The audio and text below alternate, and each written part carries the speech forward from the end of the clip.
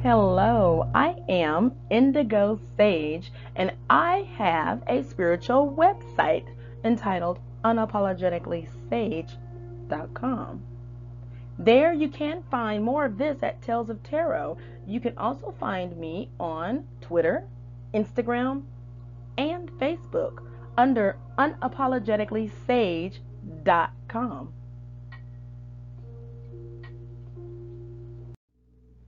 Welcome to the breakdown. I've selected some cards, and what I'm going to do is compare and contrast with the original Rider-Waite meaning of the imagery, and then we're going to compare it to the tarot One Moment After by now a I'm going to try my best with saying these names, but the tarot One Moment After by Pietro Alago and Corinne Kinner. Artwork by Juliana Francesca Massaglia. All right, so you'll see why. But I love the One Moment Before and the One Moment After, and we're going to compare the original with the One Moment After.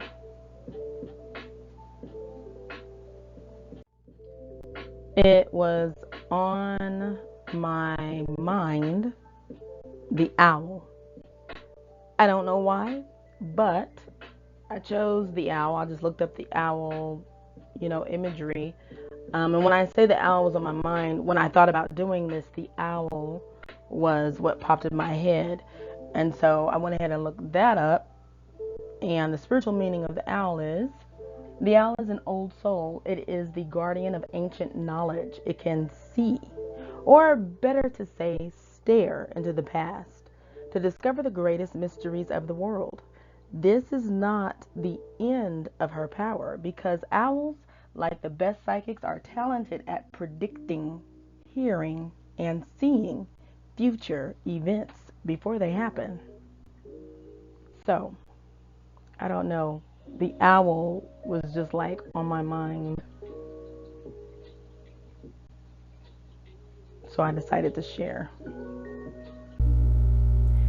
So I wanted to add real quick because as I was recording this message, I remembered that years ago when I got my first car, and it was when I got my license, and this is 2 decades ago, okay? I know I'm telling my age, but I came out of the house and was going to walk to my car, and there was an owl, a big, beautiful owl, just perched on the top of my car. So it freaked me out.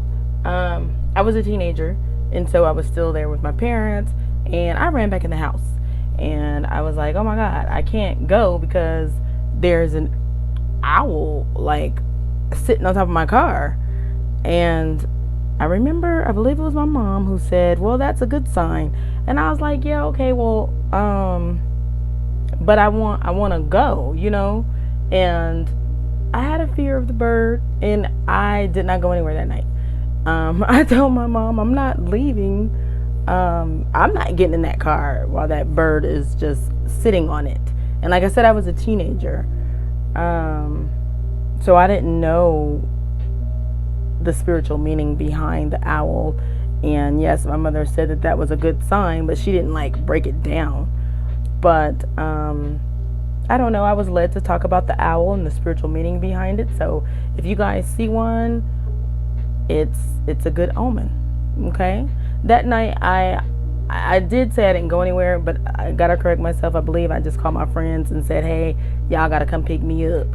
So and we all just stared at that owl as we drove away. But an owl is a good omen. So there was a reason for this. It's the reason why I'm talking about the owl, okay? Through what the description is for the Rider-Waite Justice card, not to be confused with Judgment. There is a Judgment Major Arcana card, and then there is a Justice Major Arcana card. This is Justice. The figure of justice sits in front of a loosely hung purple veil, signifying compassion, and between two pillars, similar to those framing the high priestess and the hierophant, which symbolize balance, law, and structure. She holds a sword in her right hand, showing the logical, well ordered mindset necessary to dispense fair justice. The sword points upwards, expressing a firm and final decision, and the double edged blade signifies that our actions always carry consequences. Point blank, period. It don't say point blank, period, but that's how I feel. The scales in her left intuitive hand, the left hand is intuitive, catch, show intuition must balance that logic and are a symbol of her impartiality. Justice wears a crown with a small square on it representing well ordered thoughts, and the red robe with the green mantle.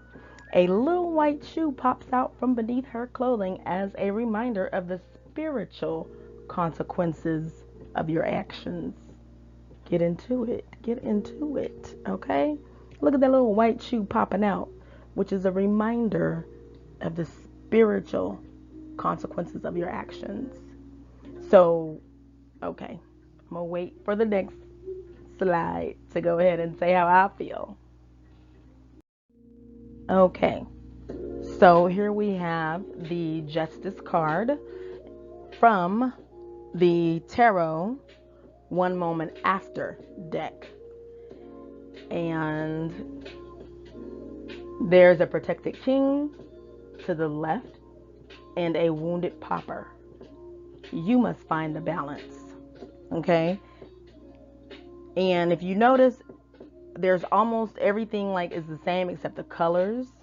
The green is not there. The green is gold. And there is no white shoe popping out. And then, of course, we can't ignore two people kneeling. And you must find the balance. Okay? Significant. That's a significant change. You must find the balance. Now, truthfully, the protected king, he's the one with the finances.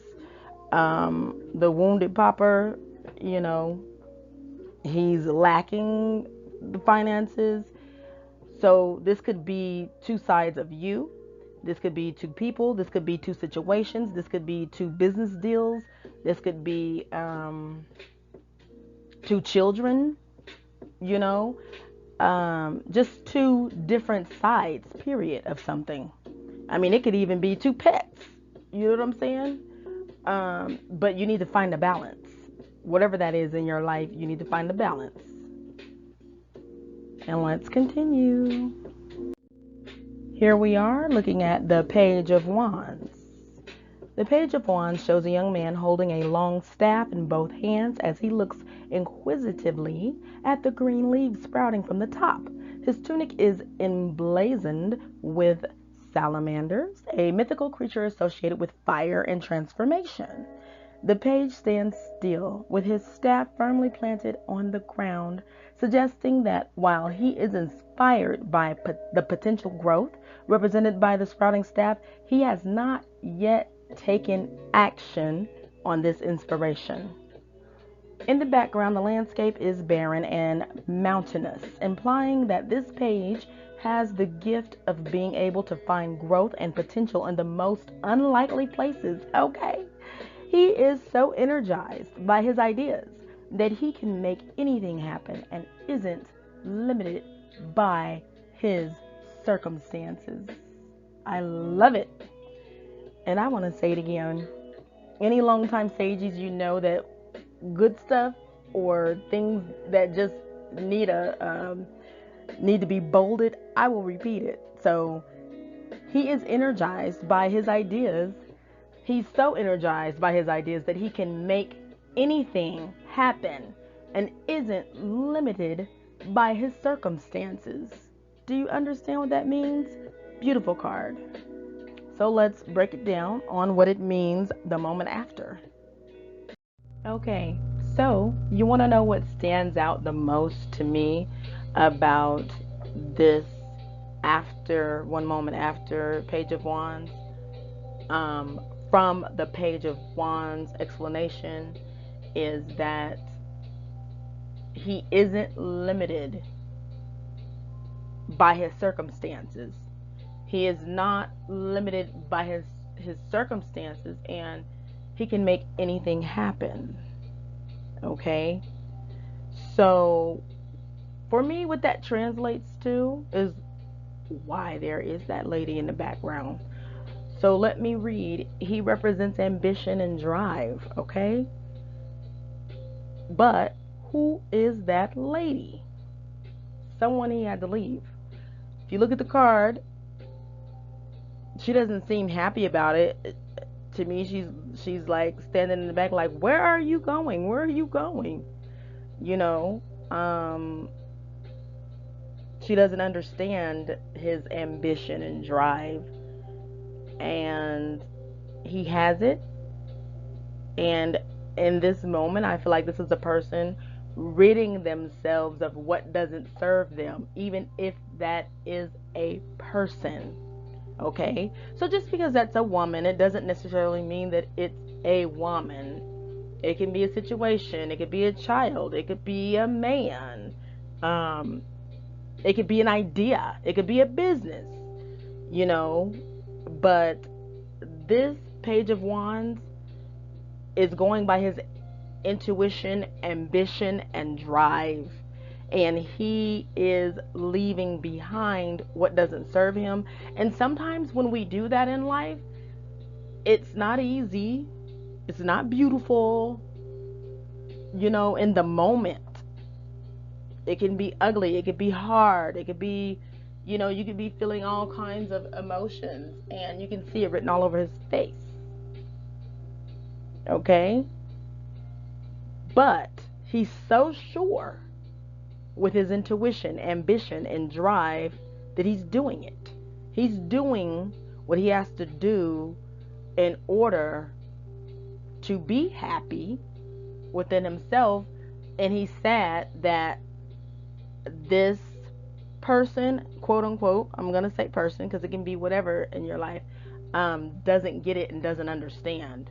But he has to follow his intuition, ambition, and drive. He has to rid himself of what doesn't serve him. Okay? And who knows? He may not even have told this person, if it's a person, all of his ideas, but he already knows that she ain't with it. She's not with it. She's not going to understand. She's not cooperative. She's not seeing it for him. So, you know, it's like a weight. They're saying weight. What is it called? Dead weight? Dead weight. That's what they're saying. It's like dead weight. Carrying dead weight. And whether that person understands it or not, because I get the feeling that this page has tried to explain, you know, whether it was little by little or piece by piece, they've tried to explain their position before. This person doesn't get it. And that's not a fault of the pages. The pages realize, hey, I gotta go. Okay, I wish you well, but bye bye. You know, but it's a sad disconnection. You know, he's not happy about it. You can clearly see he's not happy about it, but he has so much ambition and drive to where he gotta go. He has to go. And with this card coming up, it means you're leaving someone or something behind for better days, a brighter future. Okay? Let's continue. The queen, the queen, the queen of swords sits on a stone throne decorated with a cherub representing the queen's softer side and butterflies representing transformation. She faces towards the future with her left hand raised as if to receive, and in her right hand she holds a sword up high and straight, representing her desire to find the truth in all matters. Okay, in all of it. As with the earlier swords court cards, clouds accumulate in the sky and a strong wind that passes through the trees, symbolizing the ongoing nature of change. Take a gander. Take a look at the card. That is the original Rider-Waite image. To my knowledge and experience, the Queen of Swords has a knowledge, or excuse me, has a want for the truth. And the reason why knowledge first came out is because swords are knowledge. Swords cut through the BS. Swords represent words and communication intelligently. Understand what I'm saying? So with this image, it says she won't move until the butterfly flitters. Flitters, flutters, flutter, flitter. She won't move till the butterfly flaps his wings. I believe that to be in a moment of like meditation, concentration, that digging in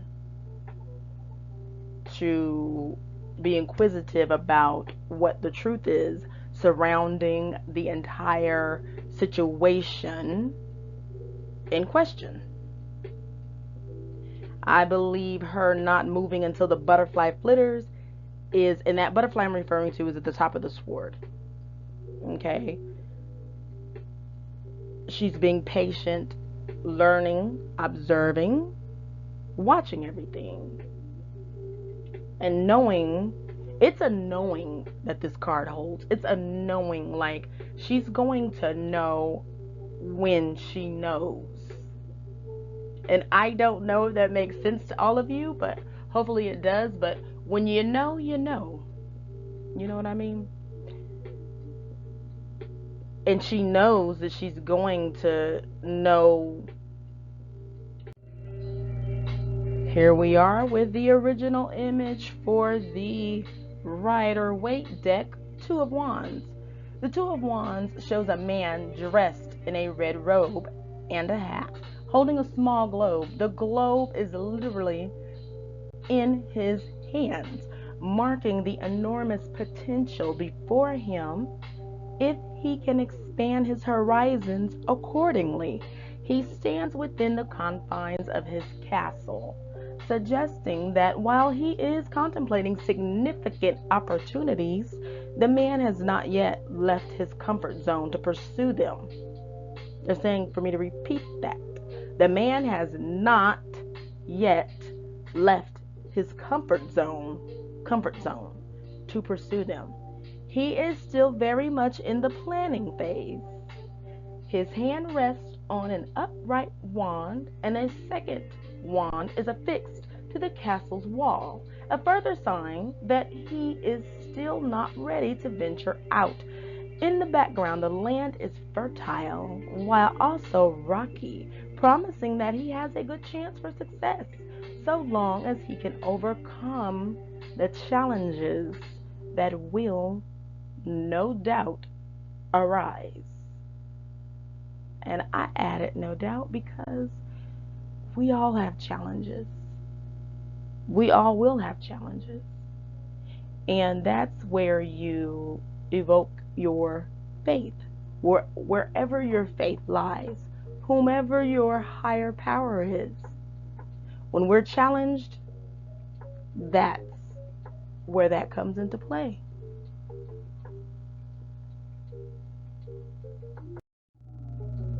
So here we are, side by side.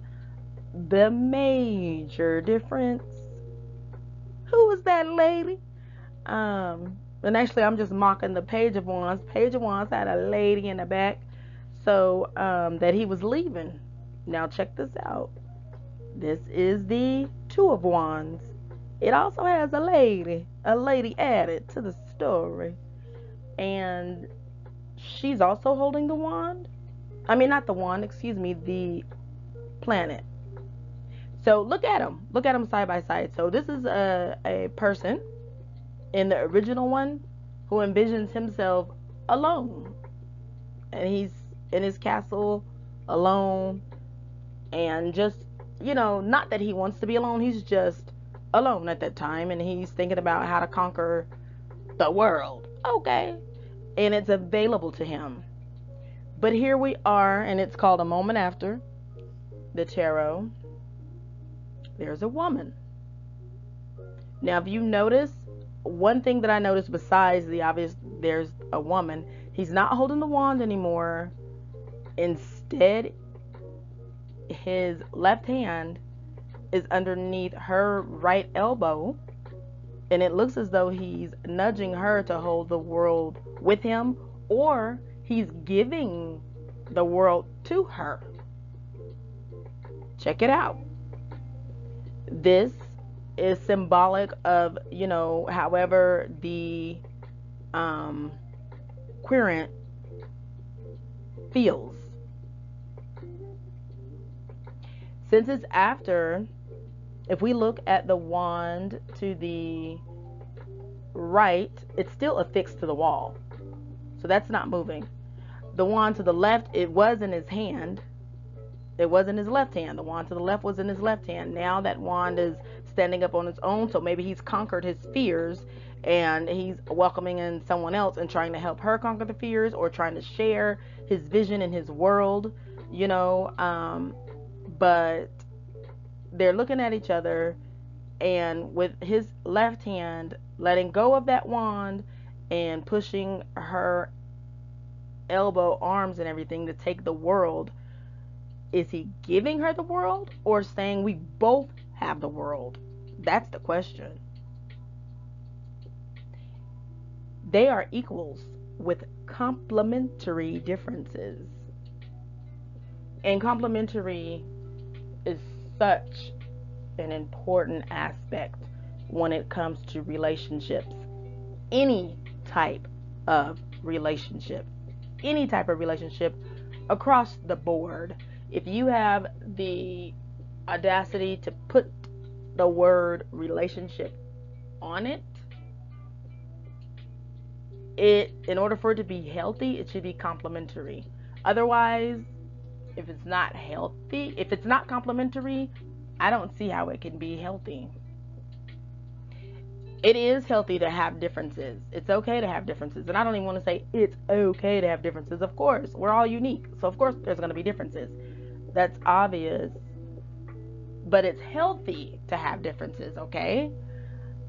But it's healthy to have complementary differences. All differences are not healthy. All differences are not healthy. So, I'm going to go ahead and say this. This represents supposedly a complementary difference.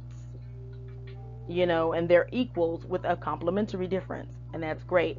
However, excuse me, there's also the possibility, now going without what it's supposed to, and that's quote unquote supposed to mean, just looking at the image alone, and maybe this comes from, see, I've had lots of experiences in my life.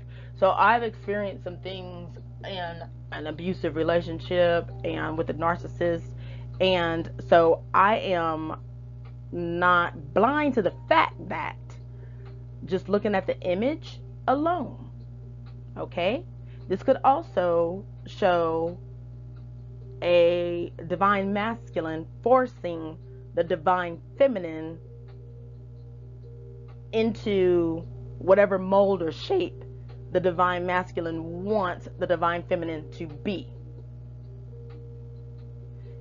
If you look at it again in this way, in this manner, the divine masculine, so I'm going to just talk about the card. The hand is pushing her to take it. She hasn't even taken it yet. She hasn't taken it. And the expression on her face is not smiling. The expression on his face is not smiling. And this is what I'm talking about when we break down the image. Look at those images. And if you're on your phone, pinch it up. I don't know how to scroll it, make it widen so you can look at their face. They are not smiling. So the first thing that pointed out, that jumped out to me, was not only the fact that, okay, there's a woman, but what you doing to this lady? And you're pushing her arm, and no one's smiling and she's not taking the world. So it's very interesting, but that's just another way to look at it. Okay, Sages, we have reached the end of this breakdown with the comparison of the original Rider Waite and the tarot one moment after. All right. And what I am encouraging you all to do is go check out unapologeticallysage.com, and on there you will find an article about it being a safe space. All right. I felt it imperative to write about how it is a safe space because I was asked that question, and it goes beyond me just saying it's a safe space. And I break it all the way down as to how I will protect you as a Sagey commenting on this website. And then I was accosted by a troll. How dare they, right? Um, so I broke it all the way down about how it is a safe space, and trolls are not welcome, and they just won't be here. They just won't be here with us. But I encourage you to check out the page, write about your spiritual journey. You also will find Tales of Tarot on there as well. If that's all you want to look at, that's fine. But the safe space is just that. It's a safe space. Speaking of safe spaces, please continue to wash your hands and care and wear a mask and everything, because we are still in this. We're still in the midst of this Rona, you know. So let's act like it, and let's care for our own lives, care for others' lives, care for our seniors, care for our babies. Let's care and let's act like it. Okay?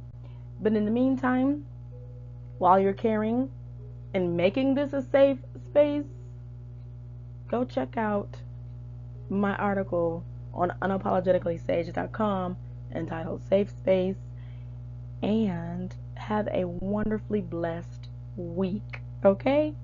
Living in your safe space. It's nothing like having a safe space, and I created one.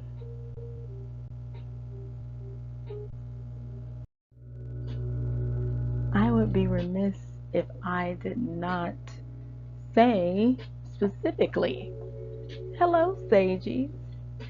And I ask that you click like, remember to click like and subscribe so we can put those good energies out into the universe, and then more of these connected readings will ultimately come your way. I am working on new ones right now as we speak, and this is Mercury retrograde, I believe, so I have the special versions for that. All right, see you next time.